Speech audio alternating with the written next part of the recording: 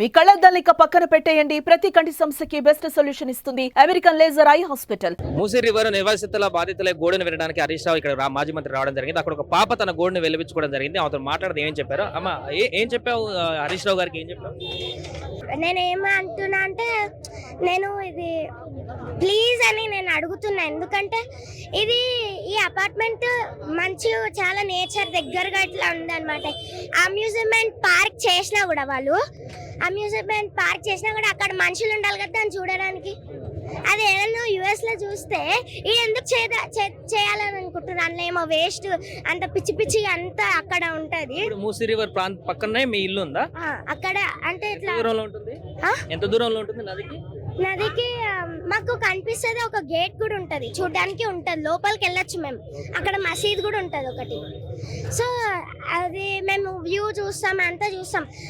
అది ఓకే, కానీ నాకు ఇది నచ్చలేదు అనమాట. ఏదైతే వాళ్ళు కొడదాం అనుకున్నా స్ట్రైట్ గా ఉండాలి కదా. ఏదైనా స్కెచ్ ఇట్లా వీ షేప్ లో ఉంటే నేను ఏమనాలి? అసలు సగం పోతుండే. మా ఫ్రెండ్స్ వాళ్ళ ఫ్లాట్స్ అయితే మొత్తం పోతున్నాయి. అసలు నాకు అర్థం కావట్లేదు. నా చిన్న ఉన్నప్పటి నుంచి వాళ్ళు నా బెస్ట్ ఫ్రెండ్స్. మీరైతే అందరు చైల్డ్హుడ్ ని ఎంజాయ్ చేశారు. ఎందుకంటే అప్పుడు ఇట్లా అపార్ట్మెంట్స్ లేవు కదా. అప్పుడు ఊర్లలో అవన్నీ ఉంటుండే. వాళ్ళ ఇల్లు ఏమి ఇట్లా అంత వేస్ట్ అది ఇది కలిసి ఉండే వాళ్ళు. జాయింట్ ఫ్యామిలీ ఉండేది. ఇప్పుడు మాకు అట్లా కూడా కాదు. నాకు ఎవరు సిబ్లింగ్స్ కూడా లేరు. ఇప్పుడు కూడా టైం కూడా నాకు రావట్లేదు. మొత్తం ఏమంటారు, సో ఇప్పుడు అపార్ట్మెంట్లలో ఇల్లు తీసేస్తే అందరూ ఒక్కొక్కరు ఫ్రెండ్స్ అందరూ ఒక్కొక్క ప్లేస్కి వెళ్తారు కాబట్టి స్నేహితులు ఎవరు ఉండకుండా పోతారని బాధపడుతున్నావా? అది దానికైతే ఖచ్చితంగా. మా ఫ్రెండ్ నిన్న కూడా ఏడుస్తుండే అనమాట.